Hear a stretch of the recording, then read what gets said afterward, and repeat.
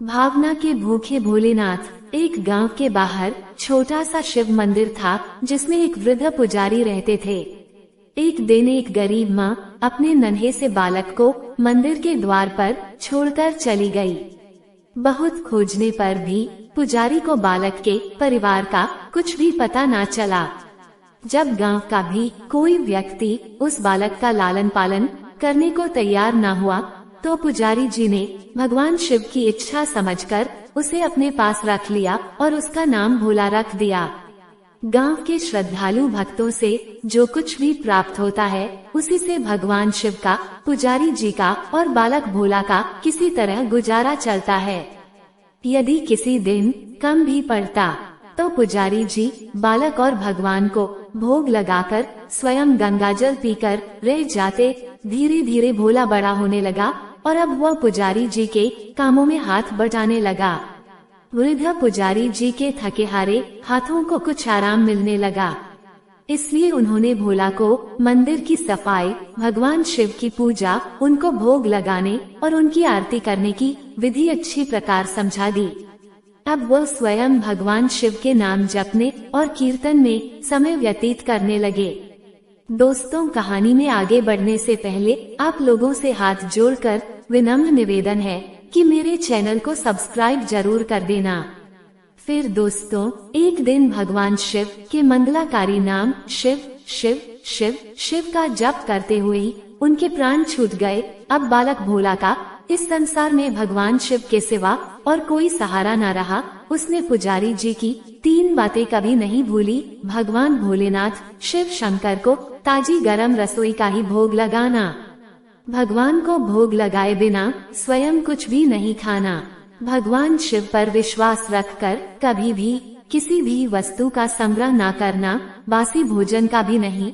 अब यदि कोई भक्त पहले से बना भोजन या मिठाई मंदिर में दे जाता है तो बालक भोला उसे गरीबों में बांट देता। वह ताजी रसोई बनाकर ही भगवान को भोग लगाता, उसके बाद स्वयं प्रसाद ग्रहण करता और यदि बचा तो उसे भक्तों में बांट देता। और यदि रसोई बनाने की सामग्री ना होती तो भोले बाबा और भोला भगत दोनों गंगा जल पीकर ही रह जाते। एक बार बरसात का मौसम आया और 3-4 दिन तक मूसलाधार वर्षा होने से मंदिर में एक भी भक्त नहीं जा सका। भोला अपने भोले बाबा को गंगा जल का ही भोग लगाता और उसे ही पीकर रह जाता। भोले बाबा बालक की भक्ति और सहन शक्ति की परीक्षा लेते रहे, किंतु आखिर में अपने भक्त भोला बालक को भूख से तड़पते देख उनसे रहा न गया। वह सेठ के नौकर का रूप धरकर हाथ में भोजन सामग्री की पोटली लेकर वर्षा में भीगते हुए मंदिर के द्वार पर जा पहुँचे। उन्होंने आवाज लगाकर भोला को बुलाया और उसके हाथ में पोटली देते हुए बोले, सेठ जी ने ये सीधा और कच्चा राशन भेजा है, इससे रसोई बनाओ, भोले बाबा का भोग लगाओ और स्वयं भी प्रसाद पाओ। मैं कल फिर आऊँगा। भोले भगत ने आशीर्वाद देकर उसे विदा किया और सूखी गीली लकड़ियों के धुएं में गर्म रसोई बनाकर भोले बाबा को भोग लगाया। पूरे बरसात के मौसम में भोले बाबा नौकर के भेष में भोला भगत को सीधा देने आते रहे और स्वयं भी गर्मा गर्म रसोई का भोग पाते रहे।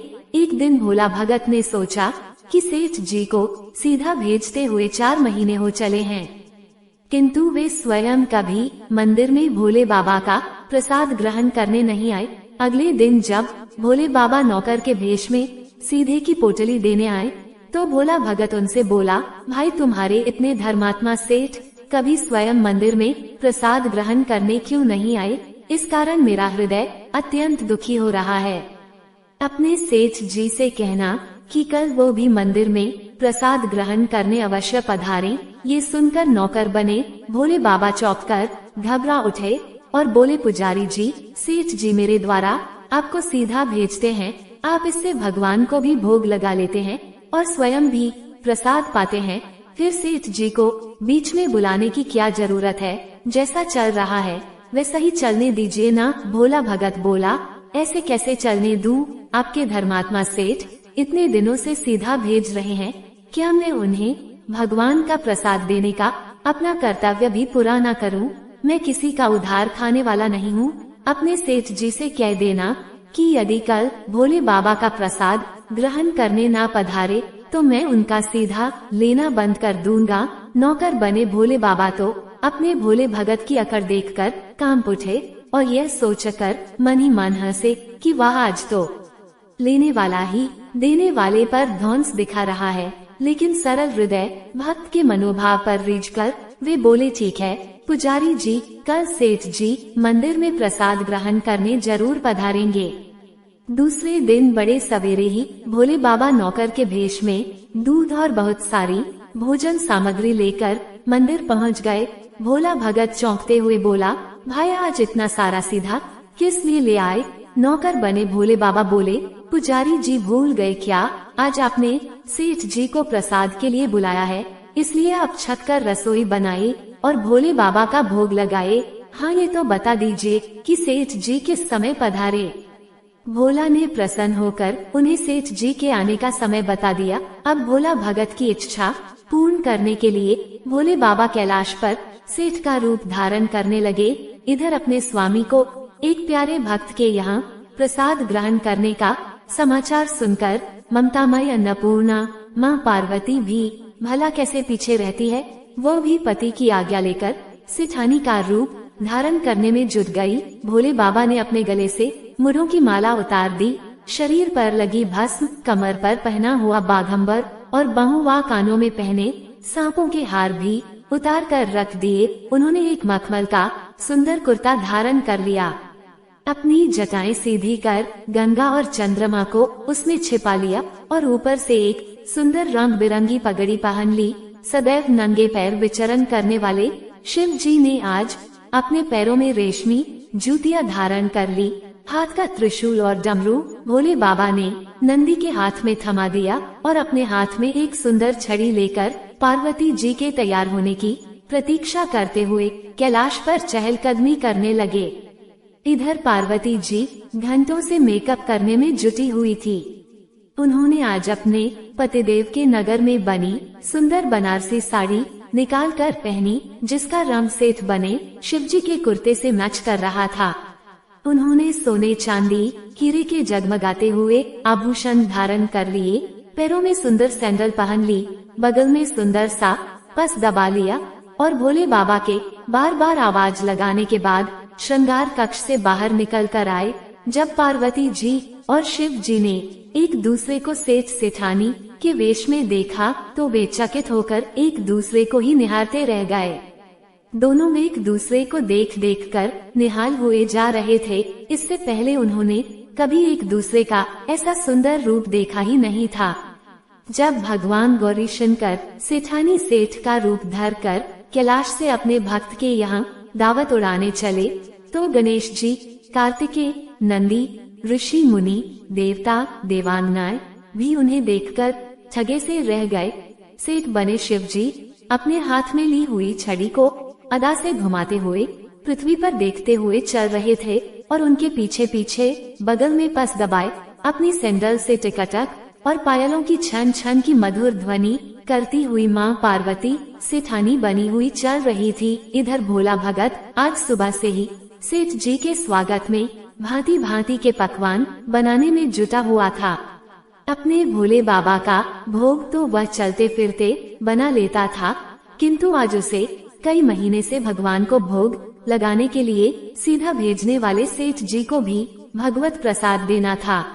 अतः आज उसने अपनी सारी पाककला झोंक डाली थी। उसने सेठ जी द्वारा भेजे हुए चावल धोकर खीर बनाई, उसे धीमी आग पर पकाकर गाढ़ा किया और उसने सेठ जी के द्वारा भेजे हुए पिस्ता, बादाम, केसर, चिलगोजे, किशमिश डाले।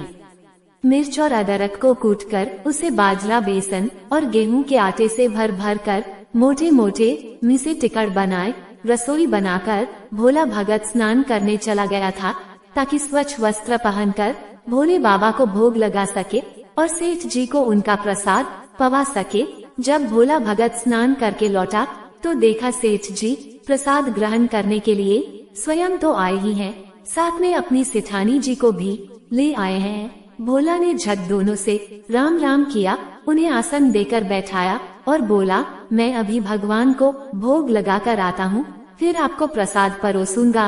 भावना के भूखे भोले बाबा से भूख सहन नहीं हो पा रही थी, इसलिए वह बोले, पुजारी भगवान को जल्दी से भोग लगाए, मुझसे भूख सहन नहीं होती। भोला भगत बोला, सेठ जी भूख तो मुझे भी बड़े जोर से लग रही है, किंतु मैं अपनी भूख के कारण भगवान को भोग लगाना नहीं भूलता।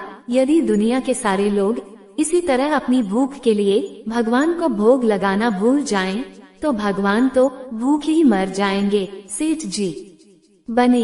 भोले बाबा एक पत्तल उठाते हुए बोले, पुजारी जी आप भोग लगाए, इधर मैं पत्तल परोस लेता हूँ, मुझे भूख सहन नहीं हो पा रही है। भोला भगत सेठ जी बने भोले बाबा को डांटते हुए बोला, सेठ जी भगवान के काम में न तो जल्दीबाजी चलती है और न ही कंजूसी। मैं जब तक भगवान को भोग नहीं लगा लेता तब तक आप रसोई के पास भी नहीं भटक सकते। चुपचाप इधर बैठ जाए और ओम नमः शिवाय जपते रहिए। मैं अभी आता हूँ और आपके पेट भर भोजन करता हूँ। सेठ बने शिवजी डांट खाकर चुपचाप अपने आसन पर जा बैठे। सेठानी बनी पार्वती जी उनकी ये दशा देखकर बड़ी मुश्किल से अपनी हंसी रोक पाए, लेकिन जैसे ही भोला भगत पत्तल में सामग्री लेकर भगवान को भोग लगाने मंदिर में गया, शिवजी पार्वती जी को मौन रहने का संकेत करते हुए चुपके पैर रखते हुए रसोई में पहुंच गए और उन्होंने एक एक व्यंजन उठाकर चखना शुरू कर दिया। भोले बाबा तो प्रसाद को चखते ही भौचक्के रह गए।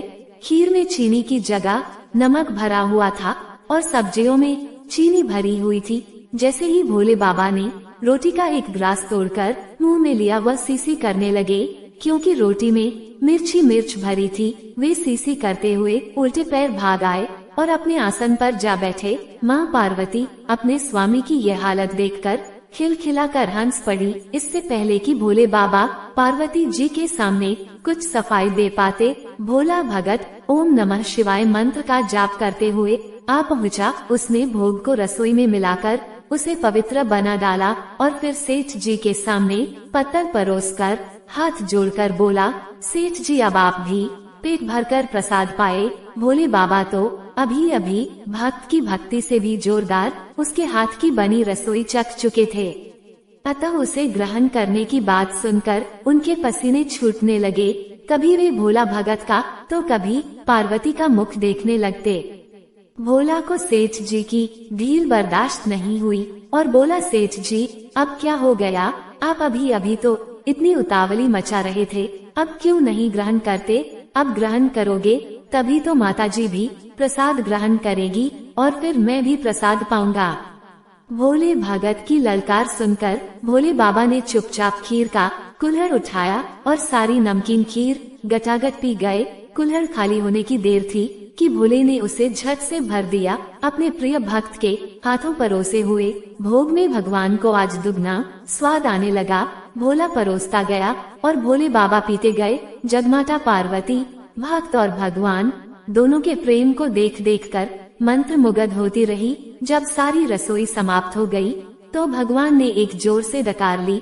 भोला को होश आया और बोला, वह सेठ जी वह मैं ही बावला था जो इतनी थोड़ी सी रसोई बनाई। मुझे पता होता कि आपको प्रसाद ग्रहण करने का इतना शौक है तो और भी ज्यादा रसोई बनाते। भोले बाबा अपने पेट पर हाथ फेरते हुए सेठानी बनी पार्वती जी की और मुस्कुराकर देखते हुए बोले, पुजारी जी मैं इतना रोज कहाँ खाता हूँ, किंतु आज प्रसाद इतना स्वादिष्ट बना था कि अपने पर बस ही नहीं रहा और खाता ही चला गया। किंतु तभी भोला भक्त रुवासा होकर बोला, सेठ जी वो तो आपने ठीक किया, लेकिन माताजी तो भूखी ही रह गई। ममतामयी पार्वती माँ से भोला का रुआंसा मुंह देख नहीं गया। उन्होंने बची हुई खीर की 4 बूंदे अपने कंठ में टपका ली। भोले बाबा द्वारा भोग लगाने से प्रसाद में अद्भुत अलौकिक स्वाद भर गया था। ऐसी सुगंधित और मीठी खीर चखकर जग जननी आकंठ तक तृप्त हो गई और उनके तृप्त होते ही सृष्टि का प्रत्येक प्राणी तृप्त हो गया। भोला भगत बोला, सेठ जी आपने और माताजी ने प्रसाद ग्रहण कर लिया, इससे मुझे अत्यंत संतोष हुआ है। समझ लीजिए कि आप दोनों द्वारा प्रसाद ग्रहण करने से मेरा भी पेट भर गया। मेरी तो वैसे भी महीने में 4 एकादशी हो जाती हैं, किंतु मैं भी एक दाना ले ही लेता हूँ। जिससे कि भोले बाबा के प्रसाद का अनादर न हो। ये कहकर जैसे ही भोला ने खीर के पात्र में लगा चावल का एक दाना उठाकर अपने कंठ में डाला, उसकी जन्म जन्मांतर की भूख प्यास मिट गई और समस्त वासना और इच्छाओं की तृप्ति हो गई। उसके ज्ञान के नेत्र खुल गए और उसने देखा कि उसके सम्मुख त्रिलोकीनाथ भगवान शंकर और जग जननी माँ पार्वती आशीर्वाद की मुद्रा में मुस्कुराते हुए खड़े हैं। भोला भगत दौड़कर उनके चरणों में लौट गया, लौटता ही गया और फिर उन्हीं में समा गया। दोस्तों, एक बार प्रेम से बोलो, हर हर महादेव।